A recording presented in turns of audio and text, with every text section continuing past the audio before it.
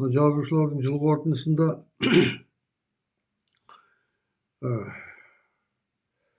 жазушылар одағының төрағасы Мереке Құлкенов қазақ жазушылары керемет болып кетті.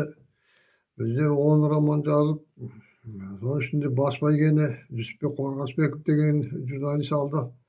Ішімізде отыр, сол сөйлесін деп, жерде Жүсіпбек Қорғасбеков шығып алып, бұл жерде біраз сөйледі шығып алып. Оның айтып жүргені қазақ жазушылар неге Нобель сыйлығына ұсынылмайды, баяғы әңгімесі сол. Неге қазақ жазушылар Нобель сыйлығын алмайды деген.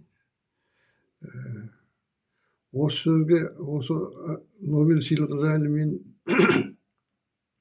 осыдан бір жылдай бұрын айтып едім. Бұл Нобель сыйлығын алу үшін әдеби процесс деген болады. Бізде әдеби процесс тоқтап қалған жоқ. Бізде министрліктің шығарған 5-6 кітабыменен әдеби процесс жасай алмайсың. Әлде қандай бір бизнесменнің ұйымдастырып жасаған бір 10 шақты романды жарыққа шығарып әдеби процесс жасауға болмайды. Мемлекет әдебиет үшін, халқының рухани өмірі үшін, мына қорғаныс саласына миллиондап қалай ақша алып қару-жарақтарды сатып алса, жазушыларға да соншалықты ақша бөліп кітаптарды шығару керек. Сонда ғана халық мәдениетпен қаруланады, рухани жағынан кемелденеді. Сонда ғана біздің арамыздан, қазақ жазушылардың арасынан үлкен жазушылар орысшаға аударылады. Оған мемлекет өз жақсы кітаптарды анықтап, солардың ішінен орысшаға аударып, басқа тілдерге аударып, мәдени байланыстарды нығайту керек. Сөйтіп барып шығады ол. Әшейін ешқандай әдеби процесс жоқ. Нобель сыйлығын қашан аламыз деп дедектеп жүгіріп жүріп, қайта соны айта беру деген адамның қадірін кетіретін нәрсе. Таяу 50 жылда, таяу 20 жылда қазақ жазушылары сондай бір үлкен шығарма жазады деп өз басым ойлай қоймаймын. Ал енді Мереке Құлкеновтың айтқан сөзіне келейік. Қазақ жазушылары керемет, қазақ жазушылары сондай, қазақ жазушылары мындай деген жақсы көремін мен қазақ жазушыларын дейді. Бірақ сол қазақ жазушыларын алып келеді де қайдағы бір хабарламаларды жасатып, ана жыл қорытындысын алдап, олар жарты сөзге шығармайды. Көңілдеріндегі айтайын деген нәрселерін айтқызбай, тезірек жауып жіберіп, ертең айтасыңдар деп алдап. Былтыр да солай алдады, биыл да солай алдады. Ал енді сөйтіп жазушыларды алдап жүрген адам, мен жазушыларды керемет жақсы көремін дегеніне кім сенеді оған? Бұл әшейін ана кішкентай балабақшадағы апайлардың сөзі де кішкентай бала. Ой, сені жақсы көреміз деп кішкентай бала сеніп қалады ғой, сол сияқты.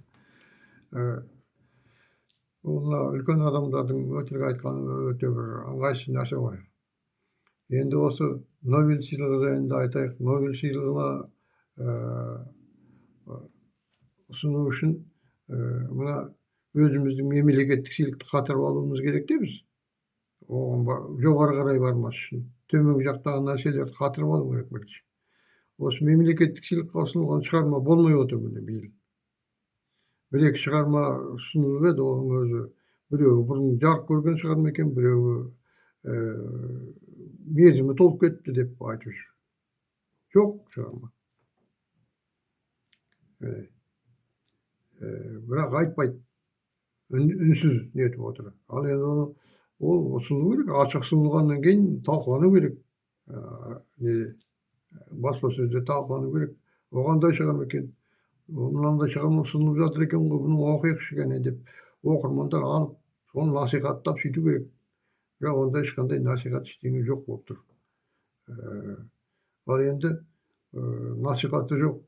Өзінің мемлекеттік сыйлығына таласа алмайтын жазушылар бар, анау айдалада жатқан, айдаладағы Нобель сыйлығына барып таласып, пікір айтып, өзінің шығармасын орысша, ағылшынша шығарып насихаттайды деп ойлай аласыз ба? Ондай насихат жоқ бізде. Сол себепті Нобельшіл адамдарға айтарымыз, Нобель сыйлығы туралы айтқан кезде кішкене төменірек түсіп, солай.